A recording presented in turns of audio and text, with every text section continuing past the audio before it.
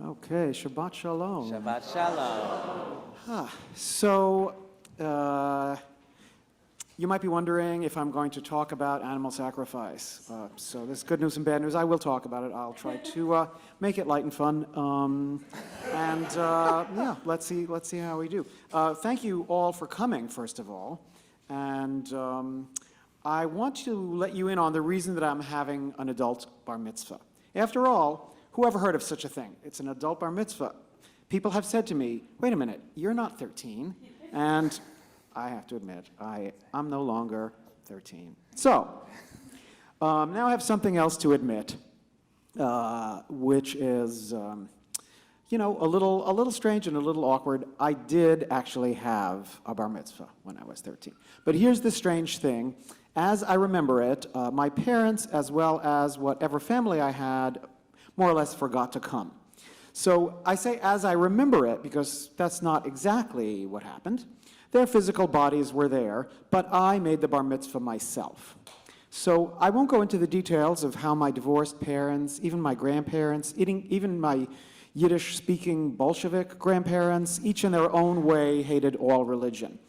That's only part of the story. The fact is that there was no support for having a bar mitzvah, but for whatever reason, I decided to do it. So at age 12, I noticed the other kids in school at Horace Mann, where I went to school, were preparing for this thing. It looked like it might be important. A lot of fun, maybe? I don't know.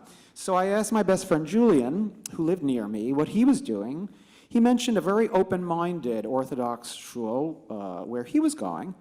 And he, too, was not from an Orthodox family, but it seemed like this place was welcoming, and it looked like it was going to be a good thing. So I signed up there. It's called the Hebrew Institute of Riverdale. You may know it. My rabbi was Avi Weiss, who is quite famous now. I did not get to know him, but I got the same tutor as my friend had, and I learned the Haftorah portion. I somehow or another ended up with Nassau at that time. And I learned from a cassette tape. I had one of those clunky little plastic, some of you may remember them with the, you push the button, and I listened to that cassette tape and I memorized the Haftorah. We did use those things back at that time. In terms of Judaism, I did not know what Shabbat was. I didn't know what a Torah was. I didn't know the Aleph Beit. I didn't understand a single word of the service. I did not know any of the prayers, and I had no idea what was going on at all in the service. And I didn't have anyone to teach me or show me. Nevertheless, I was determined, and I had a bar mitzvah.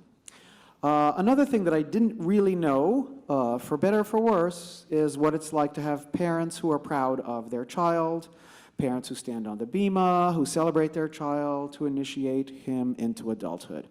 So that makes me a little sad, but I will try not to cry. I will try to laugh instead, which is generally a good strategy. So you win some, you lose some. Hebrew Institute of Riverdale was a pretty cool place, actually, although I don't remember any of it. It was very welcoming to Soviet Jews at that time, all kinds of things. So I guess I got lucky. Here I am now. Today is my birthday. I am 58 years old. Thank you. I have lived a life where Judaism is important. What is this Jewish thing, you may be wondering, especially if you're not Jewish, some of my friends who are not Jewish. It's an incomprehensible mystery. It really is, so don't even try to understand, but the mystery of it continues to radiate. It's also a passion of mine. I went to Israel the first time this summer. I am learning all kinds of things now. Judaism itself is also a promised land. It's always out there for me, and I may not get there. But here I am at CBST. It's there, I'm here, we're here, it's there, it's here. It's all good. The Jewish religion is kind of an impossible dream, like the song, To Dream, the Impossible Dream. That's a very Jewish song. I stand before you today, ready now, to accomplish some goals that I couldn't when I was 13. I would like to receive your blessings and good wishes, which I'm doing. Thank you, everybody. I really appreciate all the people that are here. I want to enter this community, which I also have through the class and through lots of great stuff here. I can't even tell you the ways in which I've been entering into this community. Going to read from the Torah. I'm very nervous about that, so yeah. Yeah, the good news is that many of my friends will not know if I make a wrong note.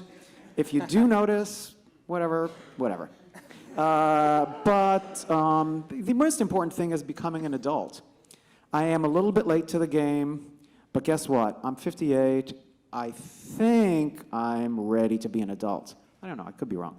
But let's give it a good shot. And I have so much to be grateful for, Baruch Hashem. Yes, that's you, God. I feel like Tevye. I'm talking to you. Yes, you made it hard. Yes, it wasn't always a great ride, but I ended up at CBST, and here I am, oy vey, let's eat. So there's that. Meanwhile, back at the Reconstructionist ranch, my Parsha, I am determined to tie it together. Like a good Dvar Torah, I am going to tie it together. Watch what happens. I'm reading today from a very, very dry Parsha. Vayikra, people love to skip this one. How is it possible to find some deep meaning in a sentence like, Aaron's sons shall offer the blood of the bull, dashing it against all sides of the altar? You know, if you spend too much time thinking about that, it'll give you a stomachache. It's not one of the really juicy, well, it's juicy, but it's not one of the interesting, parts. So, I will let you in on a little bit of secret about Parshat Vayikra. It's all about love. And how, you might ask, is it all about love? So there are three kinds of offerings described here in Leviticus. This is where I was going to go into a whole exegesis. I'll skip it. There are three kinds. You can skip the other two, the shlamim and the chatat. We'll talk about that later if you'd like. The olah is the offering that's in the psukim that I'm going to read. So let's just talk about the olah. What is this olah? That's the one in which the nobody eats it. So some of the other offerings are eaten by the supplicants, and some of them are eaten by the priest. Sometimes you go there for a sin, and it takes away the sin, all this kind of stuff. Anyway, this one is just the animal is slaughtered, flayed, and prepared. It goes up there on the fire, and who gets to enjoy it? Only God. Nobody else gets to taste it. But apparently, God really likes this. He likes the smell of roasting meat because who knows why? But in my interpretation, let's say that's because it's about love. So of the three offerings, the three kinds of offerings, it's only the olah offering that is not shared by anyone else. Therefore, only God gets to eat it, so to speak. What does this mean? It means that it's a gift. And here's the way I want the theme of this drash to be: how do you give a present to God? If you want to give a present to the entire universe, the vastness of all creation, what are you going to give? It's a tough person to buy a present for, actually. Sometimes, and they can't return it and take it back to the store. They say, don't do that. If things go well as they are, if the rules are followed according to this parsha, God does eat it. It's a gift, and it doesn't have a special reason to be there. For example, getting rid of sins. So because the olas offering doesn't have a reason to be there, it's the best kind of gift. It's the gift that is only out of love. That's it. It's just love, and God just takes it and whoosh, brings it up into wherever God is, and that's it. It's not an exchange, and it's burned in such a way that nothing is left. So if nothing is left, God took it, and God accepted it, and presumably it was pleasing to God. So the last line of what I'm going to chant, Reach nichoach l'Adonai, means that the smell, reach, is pleasing to God. And nichoach, like the name Noach, which also means comforter, nichoach can mean pleasing, it can mean comforting, and it comes from a root that means rest, repose. So God is going to breathe a sigh of relief when he gets this gift. It comes out of love, and it has no function other than to please the Almighty. So the word olah also implies a lifting up. By consuming in fire, it's going up.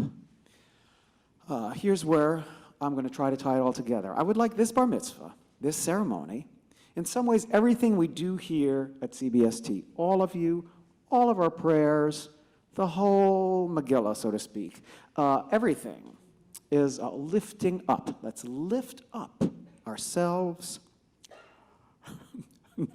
our prayers, our tears, which I have a lot of, our all of it, whoosh, fire lifting up.